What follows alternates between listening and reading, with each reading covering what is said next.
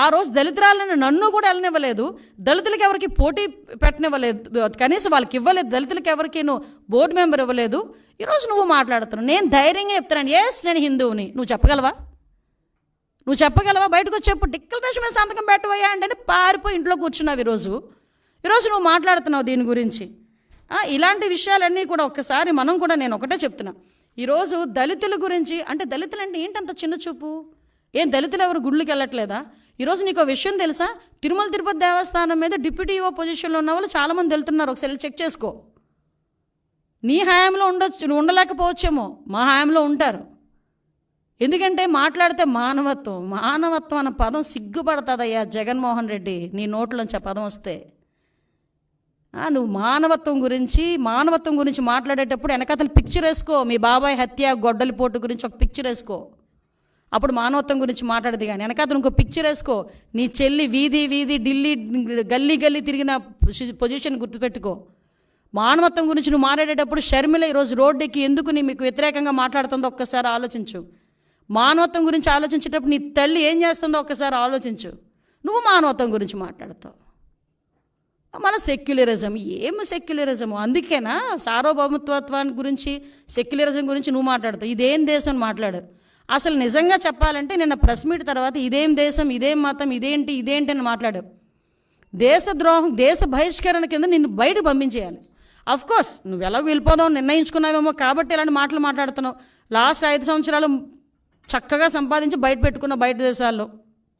ఇంకెలాగ ఇక్కడ ఉన్న వాళ్ళు బయటకు వస్తే తన్నేలా ఉన్నారని చెప్పేసి వెళ్ళిపోవడం రెడీ అయినట్టున్నావు.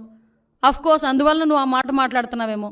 నిజంగా దేశద్రోహం చట్టం కనుక ఉండుంటే నిన్ను ఆ కేసులు ఈరోజు బుక్ చేసేవాళ్ళని. దేశ బహిష్కరణ అన్నదే నీకు కరెక్ట్.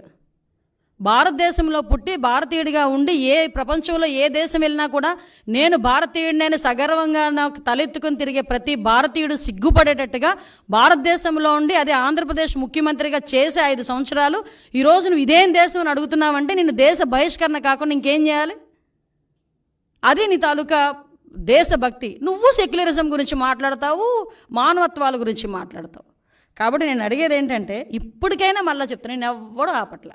వెళ్ళు, ఈ రోజుకే వెళ్ళు. నువ్వు ఎప్పుడు వెళ్తానంటావో చెప్పు. మాజీ ముఖ్యమంత్రి హోదాలో, ఎమ్మెల్యే హోదాలో నీకు ఎలాంటి దర్శనం కావాలంటే ఆ దర్శనం ఇస్తావు. అజయ్ కలాం లాంటి వాళ్ళే డిక్లరేషన్ పెట్టేసుకెళ్ళారు. షారుఖ్ ఖాన్ వచ్చారంటే డిక్లరేషన్ పెట్టుకుని వెళ్ళారు. ఇందిరాగాంధీ గారు వచ్చి సోనియా గాంధీ గారు వచ్చి డిక్లరేషన్ మీద సంతకం పెట్టుకుని వెళ్ళారు దర్శనానికి. వాళ్ళందరికీ నమ్మకం ఉండబట్టే వెళ్ళారు. నువ్వు డిక్లరేషన్ మీద సంతకం పెట్టి దేవుడు అంటే నాకు నమ్మకం ఉంది, ఆ దేవుడు అంటే నాకు అపారమైన గౌరవం ఉంది, ఆ దేవుడు తాలూకా గౌరవాన్ని కాపాడుతానని చెప్పి ఒక చిన్న డిక్లరేషన్ మీద సంతకం పెట్టి దర్శనానికి పో. నేను వెనకది ఎంతమంది తీసుకెళ్ళి వాళ్ళందరికీ ప్రోటోకాల్ దర్శనం చేపిస్తాం. అంతే తప్పించి ఈరోజు నువ్వు ఇష్టం లేక, హిందుత్వాన్ని గౌరవించే సత్తా లేక, గౌరవించడం కూడా ఇష్టం లేక ఈరోజు తిరిగి మా మీద బురద చల్లడానికి ప్రయత్నం చేసే పరిస్థితి ప్రజలందరూ కూడా గ్రహించున్నారు. దయచేసి ఇలాంటి వాటి మీద పక్కన పెట్టి నువ్వు ఎప్పుడు వెళ్తానన్నా కూడా మేము చక్కగా మేమందరం వెల్కమ్ చెప్తాము. వెళ్ళి డిక్లరేషన్ మీద ఎనీ టైం డిక్లరేషన్ మీద సంతకం పెట్టి నువ్వు వెళ్ళొచ్చు అని చెప్పి జగన్మోహన్ రెడ్డి గారికి తెలియజేసుకుంటూ ఒకటి మాత్రం చెప్తున్నానండి, మన భారతదేశంలో అన్ని మతాల వాళ్ళని కూడా సమానంగా గౌరవించే పరిస్థితి ప్రతి ఒక్క భారతీయుడికి ఉంటుంది. గౌరవించి తీరాలి. ప్రతి ఒక్క సంప్రదాయాన్ని గౌరవించి తీరాలి. హిందువులోని కూడా చాలా సాంప్రదాయాలు ఉంటాయి, ఆ సాంప్రదాయాలను కూడా మనం గౌరవిస్తాం. అటువంటి పరిస్థితుల్లో ఒక కలియుగ వెంకటేశ్వర స్వామి అంటే ప్రపంచంలోనే ప్రాశస్తమైన గుడి. చాలామంది మొక్కుబడులు ఏ రేంజ్లో తీర్చుకుంటారంటే, కొంతమంది ఎక్కడున్నా ప్లస్ కాలినడకన వస్తారు, కొండ మీదకి కాలినడకన ఎక్కుతారు, మోకాళ్ళ మీద నుంచి ఎక్కుతారు కొంతమంది. అంతమంది నమ్మకం ఉన్న, అంతమందికి ఆశీస్సులు ఇస్తున్న ఆ కలియుగ వెంకటేశ్వర స్వామి విషయంలో ఆ గౌరవాన్ని, ఆ ధర్మాన్ని పాటించకపోతే ఒకటేంటంటే ప్రజలు చూస్తున్నారు, ఆ దేవదేవుడు కూడా చూస్తాడు.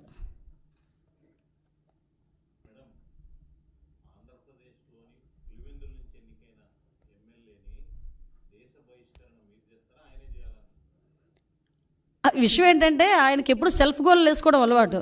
ఇలా మాట్లాడి ఆయనే తెచ్చుకున్నాడు దేశ బహిష్కరణ చేయాలి. నేను డిమాండ్ చేస్తున్న దేశ బహిష్కరణ చేయాలి ఇలాంటి వాళ్ళని. ఎందుకంటే ఏ దేశం ఇదేం దేశం అని మాట్లాడతాడండి.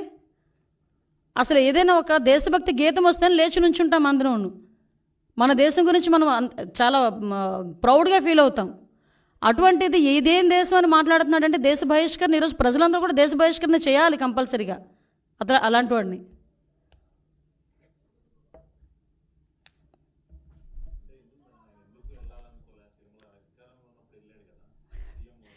వెళ్ళాలి అంటే డిక్లరేషన్ ఇవ్వాలి. డిక్లరేషన్ ఇచ్చి వెళ్తే కనుక పరిస్థితి ఏంటో ఆలోచించండి ఒకసారి. ఇన్ని రోజులు ఎందుకు కనీసం ప్రసాదం తినడానికి కూడా, అంటే ఇతగాడి పరిస్థితి ఎలా ఉంటుందంటే దేవుడైనా నా గుమ్మం దగ్గరికి రావాలనుకునే తత్వం అండి. అందుకే తాడేపల్లి ఇంటి దగ్గర తీసుకొచ్చి గుళ్ళు కట్టించుకున్నాడు, సెట్టింగ్లు వేసుకున్నాడు. కట్టించుకోవడం కూడా కాదు, సెట్టింగ్లు వేసుకున్నారు. సెట్టింగ్ అంటే అప్పటికప్పుడు ప్రజలకి మీడియాకి చూపించేసి మళ్ళీ సెట్టింగ్ తీసేవచ్చు. అదే తాడేపల్లి ఇంట్లో నాకు గుడి కట్టుకోమనండి, పర్మనెంట్గా ఒక వినాయకుడు గుడో లేకపోతే ఒక వెంకటేశ్వర స్వామి గుడి కట్టుకోమనండి, కట్టుకోగలడా? సెట్టింగ్లు అయితే వేసుకుంటాడు. ఎందుకు? జనాలకు చూపించుకోవడానికి. అదే జనాలకి ఆ రకంగానే 2014-19 మధ్యలో కూడా పిండ ప్రదానాలని అవని ఇవని ఆ స్వామీజీల దగ్గరికి వెళ్ళి ఈ స్వామీజీల దగ్గరికి వెళ్ళడం చేసి ఒక రకమైన క్రియేట్ చేశాడు. మళ్ళీ ఈరోజు డిక్లరేషన్ ఇచ్చి వెళ్ళమంటే ఎందుకంత ప్రాబ్లం?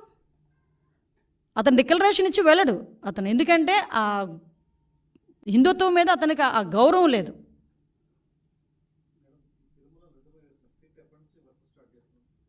సిట్ రెడీ అయిపోయిందండి, ఆల్రెడీ దర్యాప్తు కూడా స్టార్ట్ అయిందండి. లేదు, ఇంకా ఒకసారి ప్రైమరీ ఇన్వెస్టిగేషన్స్ అవుతున్నాయి కదా, టైం బాండ్ పెట్టుకుని చేస్తాం.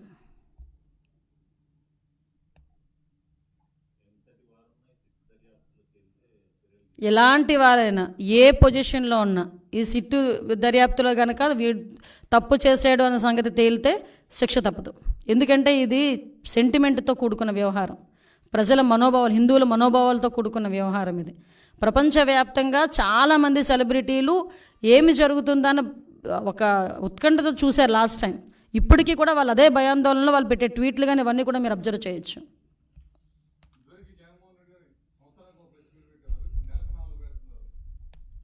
అంటే నాకు తెలిసేది కూడా నెలకి 4 కూడా క్లోజర్లో పెడుతున్నారట.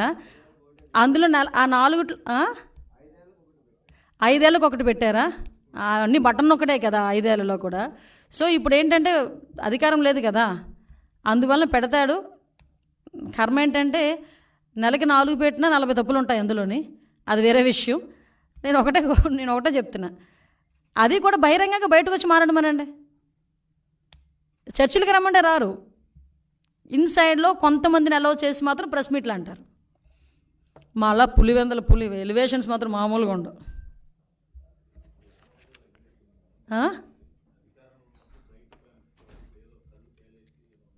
సింపతి అబ్బా, సింపతి యాక్టింగ్, అది మామూలు యాక్టర్ కాదు జగన్మోహన్ రెడ్డి. అందుకే మీరు అబ్జర్వ్ చేయండి, నేను నిన్ననే అనుకున్నాను ఈ మాట కూడా, గ్లో తగ్గినట్టు ఉందండి మనోడికి అని. అప్పుడు మొదలు పెట్టేశాడు సింపతి యాక్షన్లు. 3 నెలలకే జనాల దగ్గరకు వచ్చి బేల మాటలు, బేలగా కనిపించటం, పేలవంగా కనిపించడం, నీరసంగా కనిపించడం, ఇవన్నీ ఏంటంటే జనాల్లో అయ్యో పాపం అది అయిపోయింది. జగన్మోహన్ రెడ్డి ఆ టర్ము ఆ టైము అన్నీ అయిపోయినాయి. ఇంక నువ్వు ఎన్ని ఆశాలు వేసినా జనాలు నమ్మే పరిస్థితులు అయితే లేరు.